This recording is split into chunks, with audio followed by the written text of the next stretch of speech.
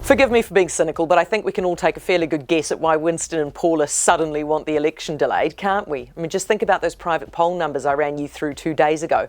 Labour on 49%, National on 35%, New Zealand First and the Greens on 5% each. National is a write-off on those numbers. There is no way it can form a government.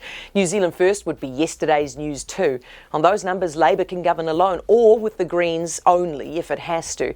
A November election, which is what Winston wants, gives them a bit of a chance because in September, Labour could well still be basking in the glow of this crisis. I mean, that is what happens. Governments generally get a bump in the polls while they steer the country through hard times.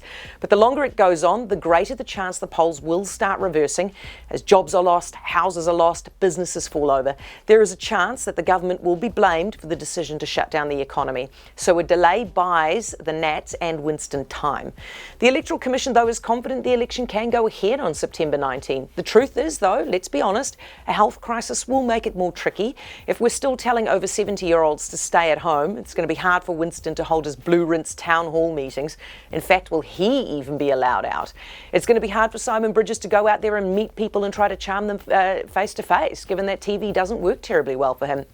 It definitely benefits the PM, who has all the attention and has mastered television. But you know what? Tough luck.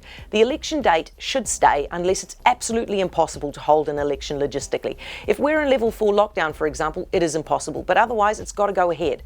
Right now, a change might benefit National and New Zealand First, but what if the polls change enough for a delay to benefit Labour? Elections shouldn't be timed to best suit the polls of any particular party or government.